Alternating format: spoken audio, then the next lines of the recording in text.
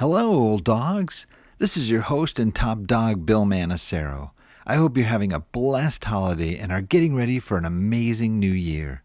Today's show is a special rebroadcast of one of our most popular episodes. I'm introducing the show under the banner Best of Old Dogs REI Network Podcast. Well, enjoy. This episode of the Old Dogs REI Network is brought to you by Mino Studio.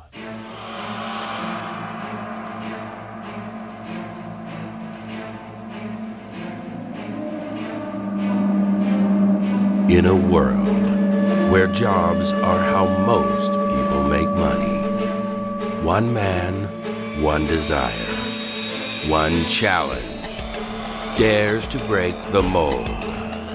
Welcome to the Old Dogs REI Network, where we don't work for money. Money works for us. Coming soon. Viewer discretion advised.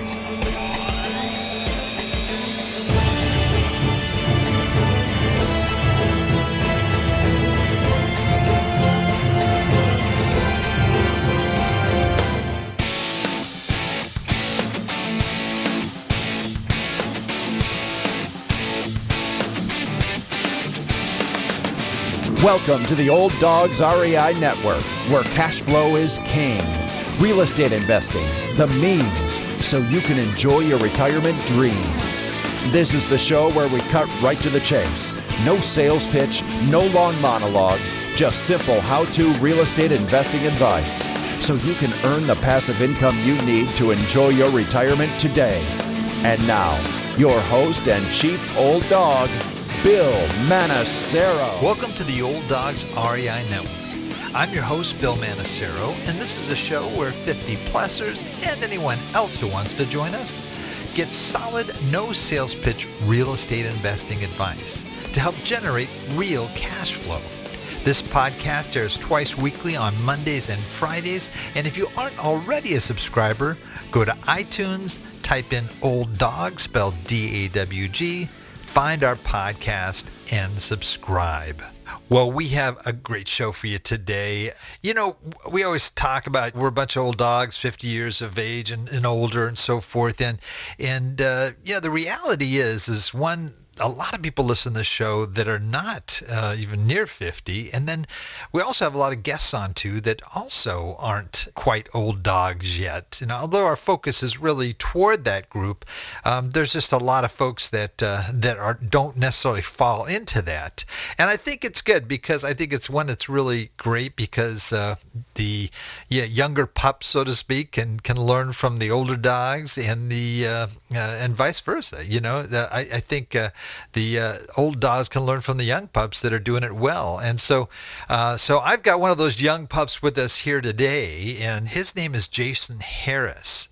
Now, Jason and his wife, Carrie, are partners in life and partners in real estate. Together, they've built a large portfolio of real estate investments comprised mostly of small multifamily buildings. And they have been able to acquire most of these, which is going to be real interesting, through different types of creative seller financing. Now, Jason is 33, so he is definitely a young pup, and his wife, Carrie, is 31. They've been married 9 years coming this July and live in Linden, Utah, and that's in the northern part of Utah near Provo and Orem. Now, Jason was a financial advisor and Carrie a real estate broker. In 2010, Jason wanted to invest in real estate full-time, but chose to pursue a career in financial services instead and just invest in real estate on the side. And even though his real estate company grew significantly, and he was at one point earning more money than he was in his day job, he still continued working as a financial advisor because he really enjoys helping people, especially helping people achieve their financial goals. And it wasn't until very recently that he left his financial advising career to pursue real estate full-time. Now, Jason and Carrie, this is very impressive stuff here, currently own 81 units and counting. Their real estate portfolio is estimated at $13 million and generates $1.2 million in gross scheduled income. All of their sales transactions have been low to no money down deals with good cash flow. They love real estate and are grateful for how much it has impacted their lives, and they want to help others achieve the same. Well, welcome, Jason, to the Old Dogs REI Network. Hi, Bill. Thanks so much. That was a nice introduction. Appreciate that. Well, you've got a very impressive background. Man, by 33, I wish I had my act that well together when I was 33. I mean, that is really, and you guys have been married a long time, too. I'm going, man, what'd you get married, like 10? No. We were young, yes. Just teasing you, but it's not that long. But it's so great. One, that you guys are partners in this, which is really exciting when you both have a love of the same thing and you can use each other's skills, and plug them in where you need to in the business to make it work. I mean, that's got to be pretty exciting in itself. I think it was a big part of it too. Yeah, when you're both on board and passionate about something, if both spouses aren't as eager, sometimes that can slow you down or keep you from chasing your goals and going after it. And unfortunately, we both had the same vision, which certainly helped. That's really neat. Now, just out of curiosity, my first thought was when I saw that she was a real estate broker, I mean, were you already looking for real estate and you happened to find her as a broker, or this was after, you were already married before you went into this? No, everything grew organically for us. 2014, she got her license as an agent. I was her number one client, pretty much her only client. Really? Okay, so it was in business that you met her. Oh, that's neat. Okay. Yeah, and so it was just funny. I kept buying things. I loved getting as many rental properties as we could, and in time up a portfolio that I think was significant enough that others started to recognize what we were doing to build passive income for what we were more planning is for retirement, but began to impact us immediately. And so others took note of that, and then Carrie became an agent for others, even though that wasn't her initial plan. And in time, we've done enough transactions. She got her broker's license a year or so ago, and now we have agents who are mainly investor-minded who work for us now, helping others do the same thing we've done. Well, neat. Well, why don't you, I'm kind of asking you questions already before I really ask you to just kind of give me your background and how you actually even got involved in real estate in the first place. Would you mind just kind of sharing, how it kind of all came together? Yeah, it goes back to a little bit of my childhood. Just my parents financially struggled. My dad was a very good employee and I felt like was very loyal, worked really hard, but unfortunately, during different times in his career, there were layoffs that took place during the housing market crisis and the tech bubble crisis. And during those mergers and downsizing, my dad, not being the most tenured employee often, was laid off. And so just saw these struggles. So I, at an early age, just didn't want to depend on a company to take care of me and my finances. So as a young kid, I was reading Rich Dad, Poor Dad and The Total Money Makeover, which I guess was later on when it came out, and books that just fed my mind with different material than what I had been told by my social circle. And I think that then helped me have a mindset of I needed to do things different and start investing in my future. And so I saved 75% of everything I earned. By the time I was done with high school, I think I had about $200 to my name. Just kidding. It was more than that. You just don't make a whole lot of money. But I had the principles that I had been living, and I continued to do that. As I began making more money, I trained myself to put away a certain for my future, and then came into real estate knowing that it was a good option. And I don't know if you want me to go into detail about that, but when I married Carrie, her grandpa had said that he made more money in real estate than he had as a State Farm agent in his career. And so she knew that real estate was something that she wanted to do. Her mom and dad owned a duplex and wanted to sell that to go to a fourplex. And I was recently a part of the family and asked if I could take them to dinner, and had this big pitch on how I was going to add all the value if they'd let me in on being a part of that. And that they were kind enough to let me have that conversation. But through that, we met with the agent and found out that we may be able to buy something on our own. And that's when I learned about FHA financing up to 4 units. And so we started looking for ourselves, and I just became obsessed with finding the right type of property that would then allow us to buy a fourplex with a little bit of money down and essentially wipe out what we were paying at that time in rent for an apartment, and then be able to save that money and put it away for our next deal. And so that's literally how we got started. We bought a fourplex when I was 24 and Carrie was 22, and that was our first home, and the rent income from the other 3 units covered our full mortgage. And so we were able to save almost $1,000 a month that we had been spending in rent, and being able to save from my day job income. And we snowballed that into saving for another property, and that was the story. When were you a financial advisor in this? I mean, when you, before you got married, certainly after, whereabouts did that happen? Yeah, so we bought that property in 2010, and I became a financial financial advisor in 2012 with Edward Jones. And then actually today is my very last day, Bill. So I had put in my notice a while back, but through a transition period, this is my final day. So it's kind of an exciting time where real estate's been my passion of what I've wanted to do for a long time. And now I'm walking away from a great career that I really enjoyed, but now able to do full-time what I really love. Wow, that is so exciting. I wish I would have known that. I would have sent you a cake or something. We could. Hey, it's not too late. Yeah, maybe I can Skype one to you, or something. Wow, that is really neat. I mean, so you're a financial planner technically, right? So you work with people in annuities and stocks and bonds and all different types of things, right? Absolutely. Most of my clientele are the old dogs, so I've been learning from them for a long time and hopefully teaching them a thing or two as well.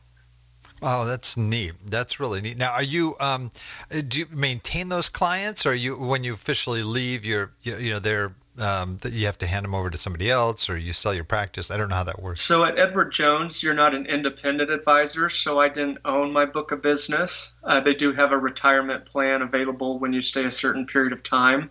I wasn't wanting to stay that long, and so I actually gave that up.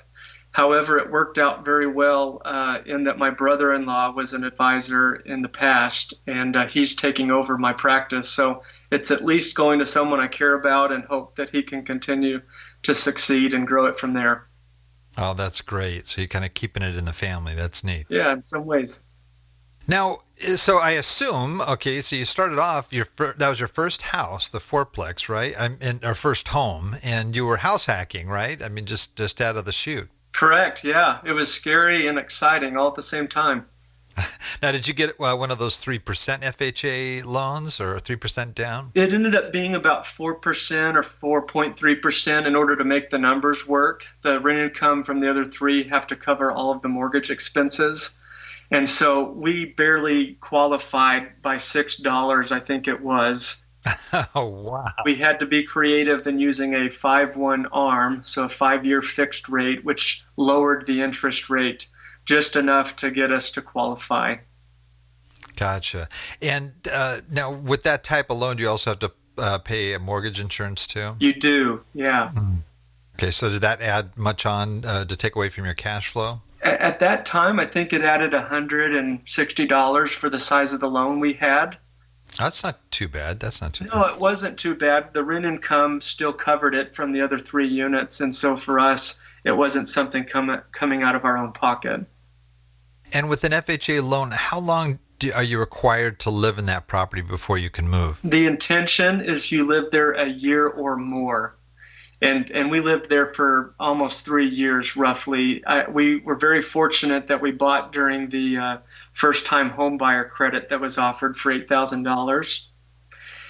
Wow, that's great. Because it was our primary residence, we qualified. We got the $8,000. We got the security deposits from the tenants.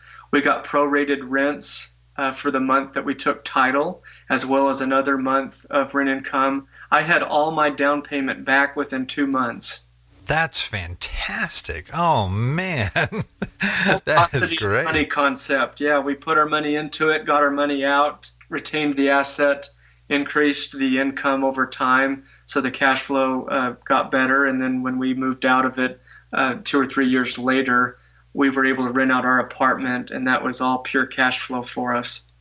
That's great. Now, did you do any improvements to the property? We did the unit that we lived in, and that's something maybe I would have changed, now knowing what I know. But we improved our property we lived in, and because it had been updated when we moved out, we were able to get quite a bit more in rent for ours than we were from the others, which that then obviously helped us cash flow when we moved on to our next property.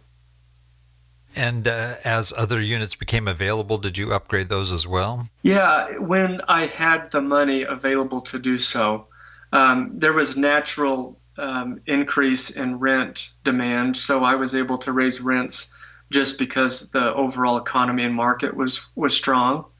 But we were able to do little value add opportunities to our building as well that allowed us to ask and demand a little more in rent. That's neat. And Utah is a hot area, just like Idaho and a lot of sort of northwest states that are just going crazy right now. I imagine you have already seen this property appreciate quite a bit, I would imagine. Bill, we bought purely for cash flow, and we've been so grateful for all the appreciation that we've received and that has happened here in Utah over the last 5 to 8 years. It's been very significant, and I was going to get into this later, but that property and a couple other fourplexes we own we're now selling for more than $1 million in equity and rolling it into 60 to 80 units now in Kansas City in a 1031 exchange just from those 3 properties we bought from years past. And again, we put very little down in each of these, and to have over $1 million of equity that we can now put to better work in another market. It's so exciting to see what the return on investment's been. That's neat. Now, did you do a cash out refi at some point? And if so, how does that work with an FHA loan? Good question. So you can only have one FHA at a time unless... I didn't know that. Okay. Yeah, unless there's a qualifying reason where you've moved out of state, and there's a couple others that we weren't able to make work. We had to use a portfolio loan for our next property, which was a duplex through U.S. Bank, 10% down with no PMI, up to 2 units. And so that did help us still make our next step into a multifamily unit with less down. However, in time, we did do a cash out refinance and took some of the equity we had in our fourplex in order to buy more property. And so, yes, that was a few years later that we did that. Gotcha. So how soon did you buy that second property? It was right about 3 years, 3.5 years. Oh, so you waited a little while. My biggest mistake, yes.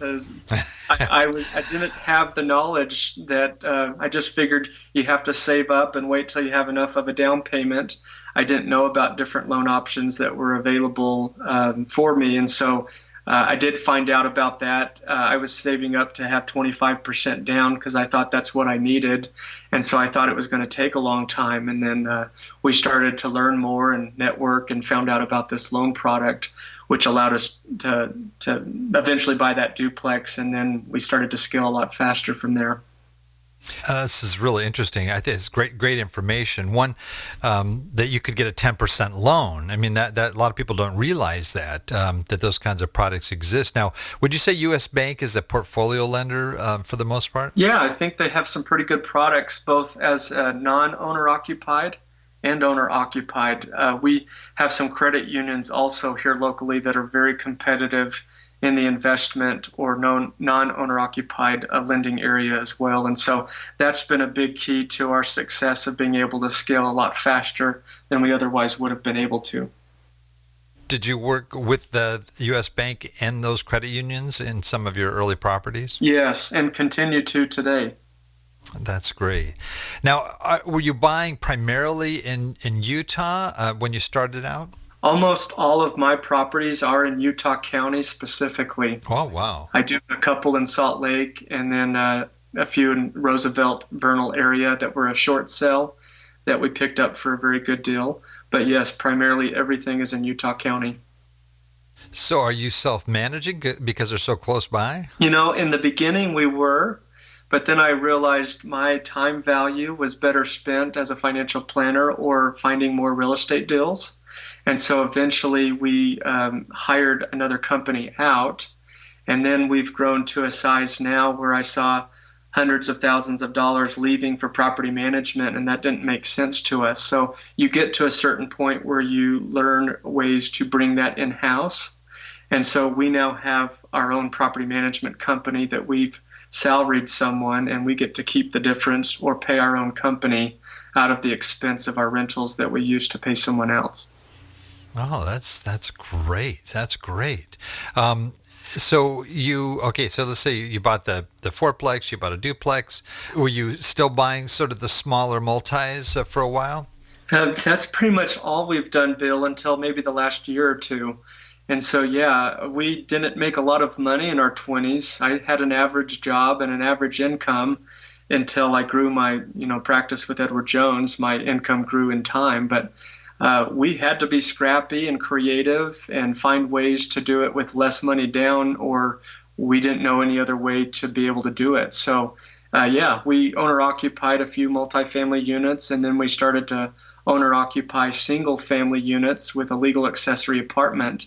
And so a big part of our success was keeping our housing cost to a very little amount or absolutely no amount, where we were having tenants cover that expense for us. The National Bureau of Labor Statistics in 2017 said the average the average American spends 32% of their income on housing. And I find it interesting as I've looked back on Carrie and I's success, we've never spent any money on housing because we've always had tenants covering that expense for us. The second biggest expense, and if not the first, are taxes. Real estate's a great tax shelter, and we've used a lot of the deductions real estate's given us to minimize those two biggest expenses that most Americans have to pay for. And so if you could have 60% of your earned income back, Bill, to then do whatever you want with, could that not make a significant impact on your asset accumulation and retirement plan? And that's been my whole mentality is we've saved a lot of money in those two expenses that we've put into assets that now pay us and continue to grow in value over time. Oh, that's neat. Now, you talk about owner-occupying. So are you always living in one of your rental properties? No, that just is how we started. And we've done that 4 or 5 times in the last 9 or 10 years. We're in a bigger home now that we really love, but continue to rent out the basement to offset our mortgage. That's great. Just smarter to do. And so we're very picky, who we rent to in our basement just because we share our home with someone. And it's worked out very, very well for us. But no, we learned other ways. We began to partner with others. You get to a point where you can only have 10 residential loans per person. And so we've been creative to get my own set of 10 loans and Carrie's own set of 10 loans. And it's kind of funny that we started out both being on the note or the loan and later refinanced into only one of our names. By me buying all the property I did through Carrie as the agent, she began to make enough income that she could qualify to buy property on her own.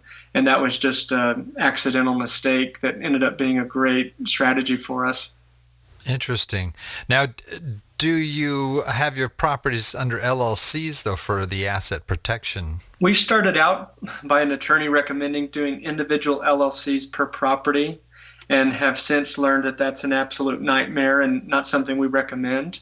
After you have 20 LLCs that you've paid attorneys to set up and your tax person to prepare separate K-1s for each LLC, I'm spending tens of thousands of dollars by that strategy. And so I don't recommend that to my clients and people we represent or work with. I don't think that it's a bad idea, but for us, it was a mistake. And so we've used 2 different things. One, a series LLC for certain properties where we can have all of our taxes flow through just one master LLC, but still have limited liability per property. But furthermore, for a underwriter or loan officer, it's a lot easier for them to now calculate my debt to income and my true income than having to decipher through several different LLCs and what those income are and debts in each individual one, if that makes sense. Sure. But a lot of people also use insurance, and so they get an umbrella policy beyond their homeowner's insurance that they use for liability, and that's something that we use for some properties as well. I see. Interesting. Okay, so you've grown. How many current properties do you have? We have 28 buildings. Oh, wow. That equate to 81 doors, but we have a commercial office building of 23 units under contract that we're going to close on shortly, and then these 3 fourplexes we're exchanging into 64 to 80 units depending on how that works out. So our number of doors will increase quite significantly here soon, I believe.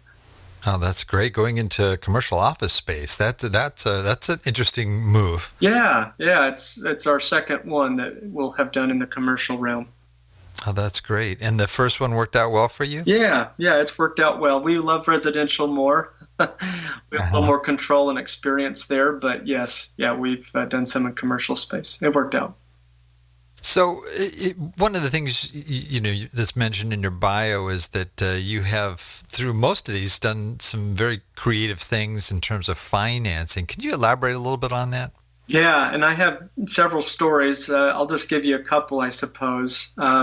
We've done certain deals that we found off market that we were able to negotiate a price that we knew had some upside equity in it.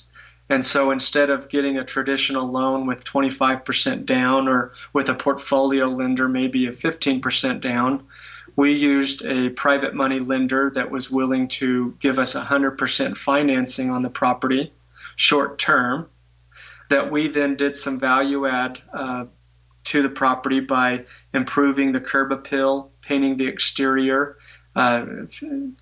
removing all the debris and garbage from the yard, and then mowing it, landscaping it, making it look nice, and then going to the tenants and raising the rents. The landlord of this particular property was absentee and wasn't aware of what market rents could be, and so many of them were month to month, and we increased the rents $200 to $250 per apartment, and not a single one of my tenants moved out. They were grateful, actually, that I was taking care of the property and actually cared about its appearance. And they knew that moving somewhere else, they were going to have to pay roughly the same amount. But I had built a little bit of a relationship and rapport with them, and they saw that I was going to take better care of their property than what the previous landlord had done. But once I raised the rents roughly $1,000 a month, the appraiser who came out to reappraise it appraised it for a significantly larger amount. And because I had taken title of the property, I was able to use that equity that we had forced into it and use that as my down payment. And so a month and a half later, I paid off the private money lender and used the equity of my property as my 25% down payment.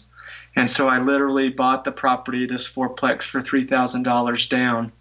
Unbelievable. Now, the private money, was it hard money that you bought? Yeah, it was a hard money lender. And in a month and a half, you ramped up enough to increase the equity that much? I had built up a relationship with the hard money lender. They knew my experience, and they checked the numbers that I had and believed I could fulfill the project. So at this particular time, they were willing to do 100% financing on the deal. And so I didn't have to use any of my own money. And I increased the value of the property enough where we could use the equity now as the down payment. And how big a property was that? It was a fourplex. I bought it for $355. It appraised for $475. I later did a couple updates inside the units and sold it for $562. And so I owned it for about 6 or 7 months and made about $185,000 on it. That's excellent. And you sold it? I did. I wanted to keep it, but we were doing other projects and wanted to take the capital to continue doing some of the others that ended up working out really well. Did you ever take out any more FHA loans? Honestly, we haven't. I've wanted to use the FHA loan. It's a great loan option to get started for young and older persons wanting to do real estate. But we haven't had a need, and at this point, I don't think we ever will, now where we're at in our business. And it sounds like, too, you're doing mainly commercial loans at this point anyway, right? Yeah, we do some residential loans sometimes too, but usually that's a duplex, fourplex opportunity, and we're not going to live in it, so we can't use the FHA. Sure. I mean, you mentioned you sold one property. Have you sold a lot of them, or is that do you usually hold on to your properties for the long term? I don't want to sell anything ever. I want to hold on to all the properties that we have. We have sold a couple, and the only reason why we did is because we either wanted to do a 1031 exchange and take the equity and do something better with it by buying something bigger, or because we needed access to the capital in order to continue with other properties that we were trying to buy. Gotcha. Wow. You have 28 properties, so you can't really go through each one, but just generally, you started off with the smaller multis, and then you started moving into larger multis, I would assume, before going into office space? Yeah, well, most of ours are duplexes and fourplexes. We own a 10-plex, and that's our biggest one. We did a 16-plex, but it's technically fourplexes. And then, just recently started doing the 23-unit commercial building and pyramided up into selling some of our fourplexes into much bigger properties, and that's still pretty recent for us. But we used multiple strategies to acquire duplexes and fourplexes like the one just described, or by partnering. If you find a good deal and it's a good enough deal, there's always going to be money or capital available for it. And I would much rather get 50% of an opportunity than 100% of nothing. And so I've found good opportunities, and I've found the right type of people who I knew would be excited about the ability to work together. And in time, I've proven myself in a way where a lot of people have wanted to be the capital, and I'll manage and take over the project and see it to be a good success for us. Oh, that's neat. And how did you learn? I mean, were you just kind of learning as you were going along? Did you have a mentor? Did you have, training, or you go through a program? I am a very analytical and logical person. I love Excel spreadsheets, and I love analyzing the numbers. Being a financial advisor probably has been a big help to that, as I love assessing investments and seeing which ones are good and which ones maybe aren't as good. So I haven't really truly had a mentor. We did a Rich Dad, Poor Dad 3-day seminar before I was a financial advisor in 2011, and I was willing to sell my fourplex, which had maybe 80,000 of equity at the time, to buy their biggest package. I'm so grateful I didn't do that at the time, but that's where my eagerness was. I wanted to learn everything I possibly could. But my wife and I found that it would probably be better for me to be a financial advisor by day and an investor by night. And that was worked out to be a lot better because I had stable income that I could use to get financing on the real estate projects that I was finding. And it made it easier for me to buy these real estate deals that eventually became significant enough income that I was able to walk away from my Edward Jones practice and then do the real estate full time now. Yeah, that's one lesson. Unfortunately, a lot of people that really they want to leave their day job, and they, I've got replacement income, I can do this now. But then the reality hits that W-2 employees have a lot better chance of getting a loan than 1099 employees, and a lot of people don't realize that until they're there. Correct. Yep. Well, This is really great. There's some really good stuff here. Quick question too, as you're thinking of office buildings, have you syndicated any of these deals? We are doing some syndication, but no, these have been mainly us. We have partnered once before with one person, but most of all these have been our own projects that we've either raised our own capital to do. For someone borrowed the money, we borrowed the money for debt financing, paid an interest rate, but we took 100% equity. We are just starting something to do syndication where the investors could have equity interest in the properties or projects that we're doing. But so far, all of them have been on our own. Gotcha. Wow. I'm just real impressed. You guys have done really well over a short period of time. And I imagine, especially the diversity of what you've been involved with, not only the types of deals and looking at creative ways to finance, to leverage, not taking in necessarily a lot of outside investors, maybe partnering here and there, but generally very much the principles on your projects. What would you say is maybe one of the biggest mistakes you made? I know you kind of touched on a little bit there. I don't know if that's the one that you want to zero in on, but what would you say sort of your biggest mistake that you've really learned the most from in your real estate investing so far? Yeah, Bill, if you look back at it, both in stocks and in real estate, we've been in a long bull market cycle. And so I bought in at a very good time, and I've been fortunate that timing was good for us, right? And so even if I wouldn't have bought a good property doing my analysis well, I think things could have worked out just fine in a good economy that we've been in. And so fortunately, up to this point, most every real estate deal I've done has worked out very well and has been very lucrative for us. And I recognize it's because the economy's been strong and we've seen good appreciation, which has helped. But my biggest mistake that I feel like in looking back is the limiting belief that I had that you have to save up enough money of 25% down before you can get started. And I didn't buy my next property from 2010 until 2014 because that's what my belief was. And I didn't take action or study enough to learn that there were several other ways like seller financing or lease option purchases, portfolio lenders that I later learned of that I could utilize to get started sooner. And had I been able to take action sooner, I would have been able to buy and acquire quite a few more properties, I believe, and been able to ride this fun appreciation market that we've had, and would have realized a lot more, I think, in equity and properties. But I didn't get started. I didn't network. I didn't learn. And knowledge is power, really, in real estate. And so I didn't have as much knowledge then to know of many other options that I had available to me.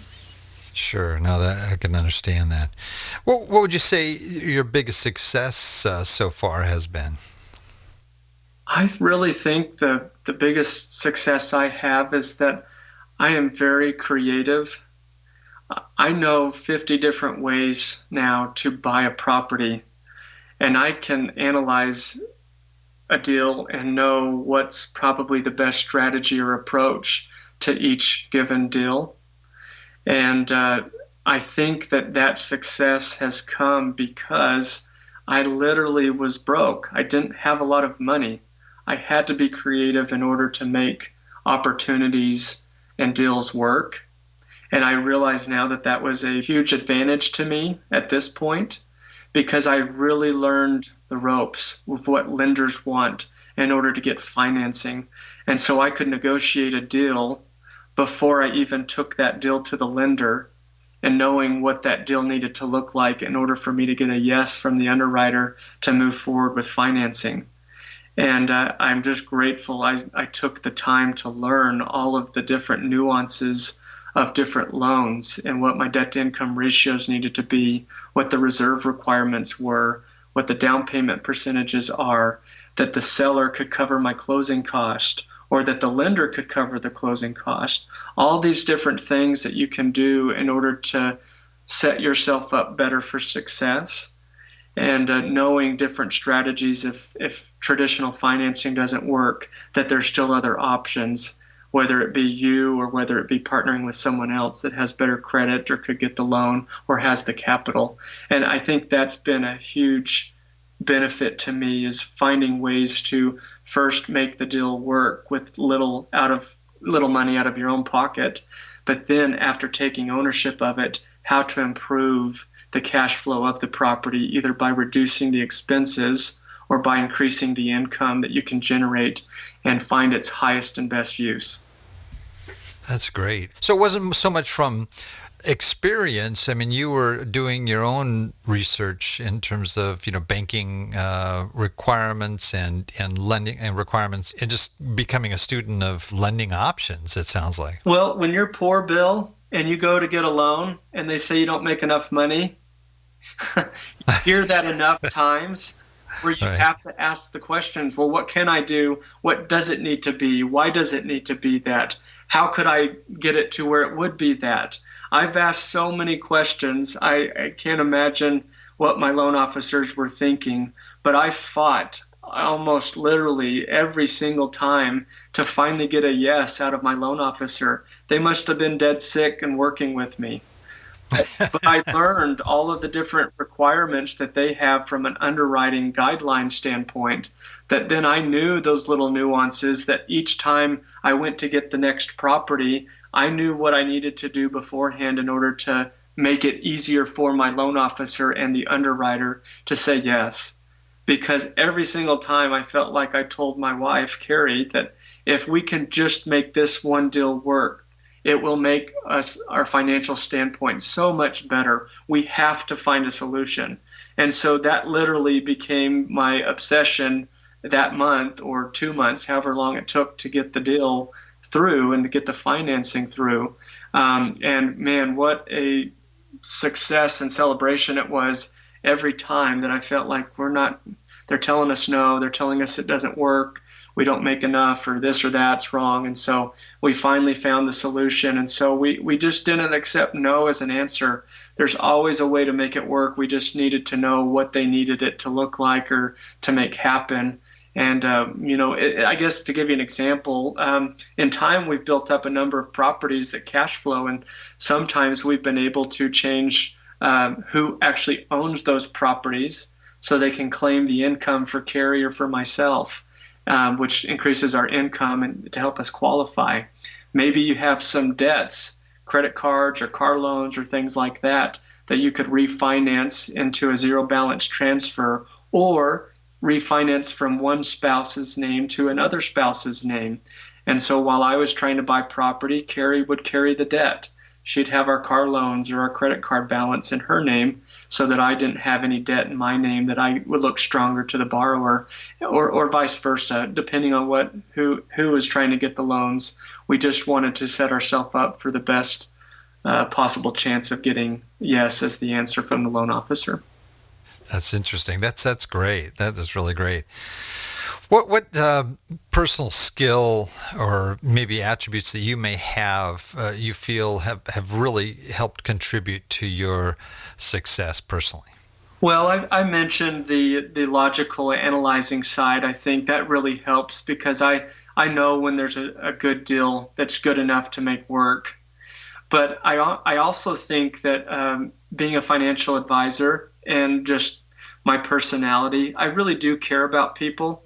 I loved my clients that I worked with and represented, and I see that we all need to win in this. I'm not trying to take advantage of the seller who's maybe selling something to me. I need to see to it that he or she benefits from me purchasing the property.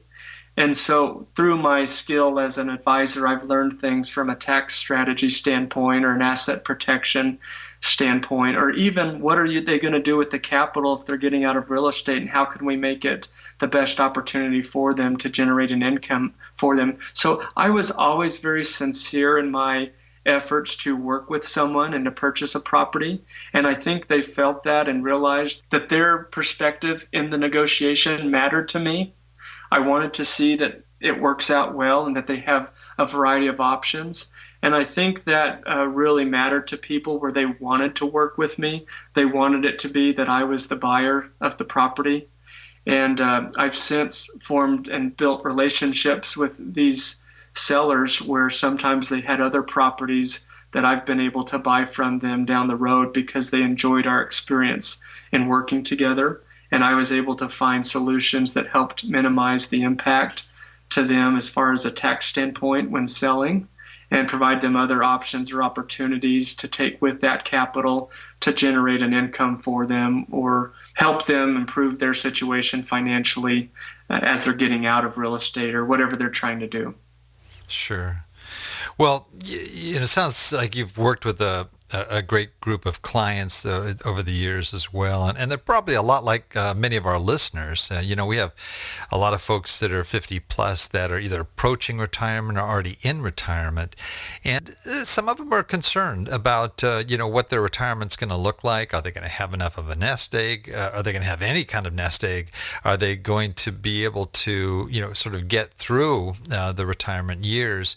And they're looking at real estate investing as a means that might be able able to help them out on that. And what kind of advice would you have for folks in that position right now that might be encouraging and maybe help them to look at their options in real estate? Yeah, no, that's a great question, and I agree with you completely. I saw it as a financial advisor. Most Americans are not prepared for retirement, and a large majority of them are planning on Social Security to be their only or primary source of income, which is a little bit scary to worry about that being sufficient to cover your needs, because oftentimes it is only meant to be 40% of what your income needs would be for retirement, and to think to live off of that only is difficult, and a lot of people are in that situation. So a few things that I feel like I've learned. One, the best type of financing available out there is through owner-occupied loans. A lot of people in their 50s or 60s look to downsize from their primary residence. And if you've lived in your primary residence 2 years or more, you can sell your primary residence for a tax-free up to $500,000 if you're married filing jointly, or $250,000 if you're single, and use that equity to buy you potentially a smaller home, or a home that's more conducive to your lifestyle and retirement, maybe just a main level where there's no stairs if you're preparing for your 60s or 70s long-term home and retirement, your older years. But maybe have a apartment underneath it to offset the mortgage cost, and then take the additional capital to buy in markets that have great cash flow. And you can take the equity from your home and use that tax-free to buy some good rental properties that cash flow well, and perhaps get a great financing on a primary residence that's more conducive to your lifestyle in your later years, but still use income from your basement or a casita or something as part of the property to offset the mortgage cost. That's one idea, obviously, that could be of help to people. I think there's always ways that you can utilize capital in a way that you can have a better ROE or ROI on the property. And a lot of people want simplicity and peace of mind in retirement. Depending on your financial situation, you can take that capital and do better things with it, or even look to your children or grandchildren in ways that you could possibly partner with them, or work out something where they could own or occupy a property, and you could do a kiddie condo loan for their benefit and for your own. There's so many different things that one could do. Yeah, that's great. Well, those are real good points and some great advice. Well, you've got you've got so much time ahead of you. You're such a young guy. What's sort of your long-term play here in real estate investing? Do you have a long-term goal, or even a short-term goal that is going to bring you where you want to be? Goals are a moving target. You get close to achieving a goal and you realize, I could have set my sights higher, or I could have pushed for more. I wanted to retire with a certain amount of units, and I've already surpassed that amount of units, and I'm only 33. So it's just fun now. I feel like I'm playing Monopoly, and it's just really exciting. I have properties that have good amount of equity now that I can, the whole ROE concept, I can sell that property, take the equity, and make that equity work a lot harder for me than by just keeping it inside the fourplex that it's in now, even though these are good properties. And so I wanted to reach where I don't need this money, but I wanted to take this money and influence my social circle and create a legacy for my family. But I wanted to earn $500,000 a month or $6 million a year. That was kind of the goal. And I thought that 500 doors was going to be the number that would help me get there. With some of the things that we're doing now, I think that we'll surpass that in time. And so I really don't know what that number looks like. It really doesn't matter too much to me either, Bill. I don't need that money. I love doing it, and I really enjoy it, and I want to be smart about it. I want to eventually have this be able to help a lot of my family and friends and charitable causes. That's the whole passion now. So if I can influence people for the positive and help others reach financial freedom and success, then that's a life, worth living and something to get up early about. Wow, that's neat. That's really neat. Well, I wish you the best of luck there.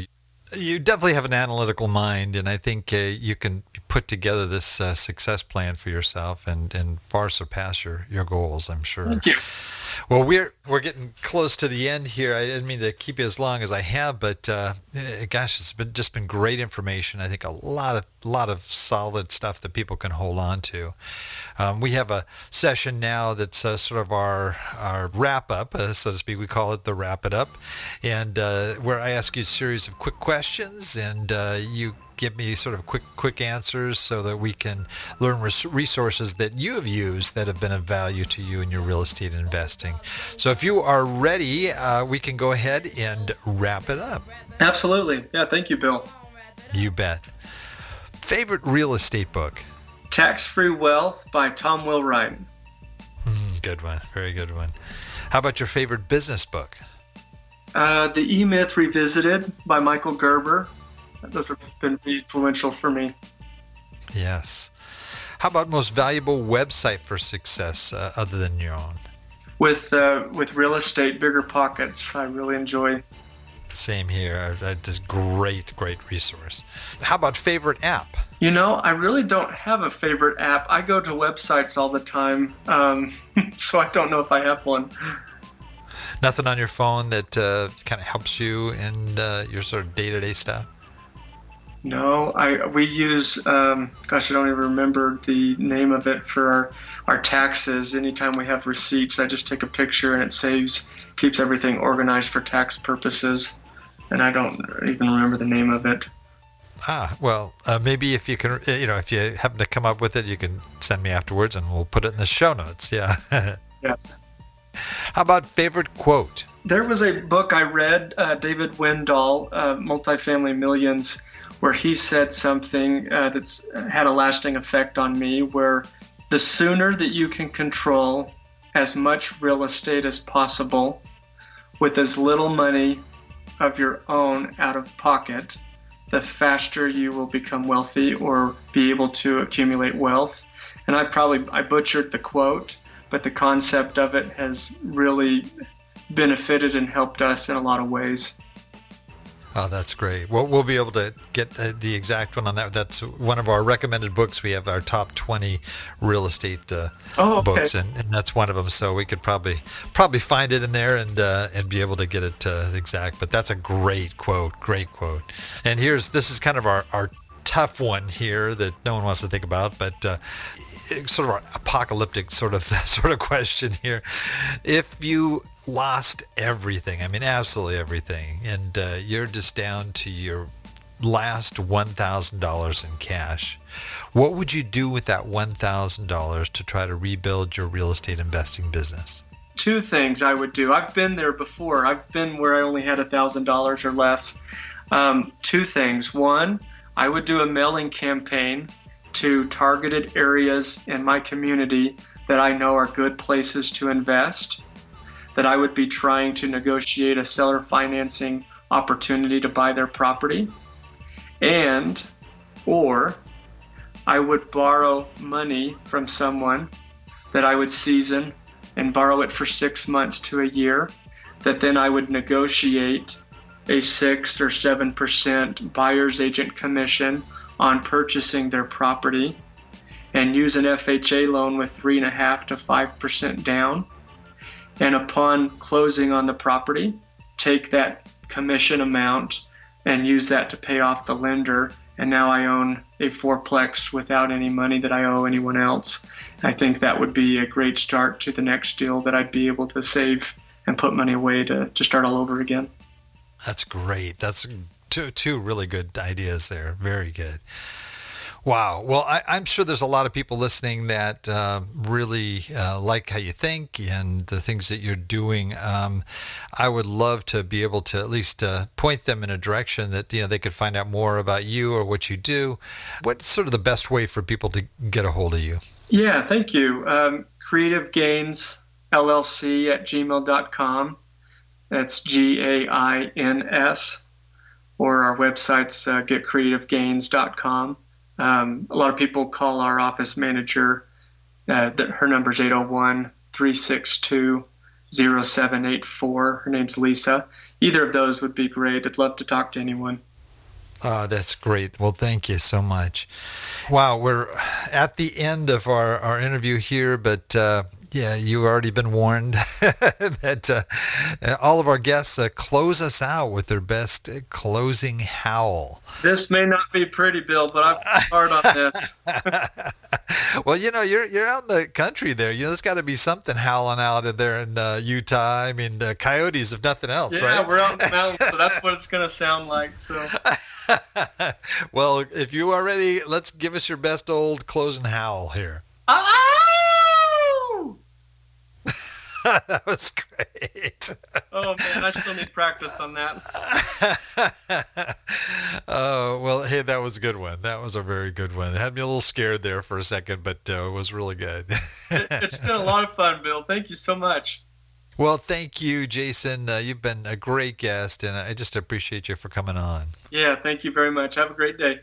Yeah, and I just also want to thank all our Old Dog listeners out there, too, for joining us. I know there's a lot of other things you could be doing right now, but the fact that you've taken the time to join us means a lot. Please note everything that we discussed today, everything that Jason mentioned, as well as some of the links and so forth can be accessed in our detailed show notes on the Old Dogs website at olddogsreinetwork.com/blog. And just look for the episode with Jason, our great guest here. That is the show for today. Remember, cash flow is king and real estate investing the means. Until next time, keep moving forward and may God bless. Thank you very much for visiting the Old Dogs REI Network. We would greatly appreciate if you would stop by iTunes and let us know what you think of the show. We would love if you could subscribe to the podcast, give us a 5-star rating, and write a review. The more ratings and reviews we receive, the more visible the podcast will be to others. Thank you.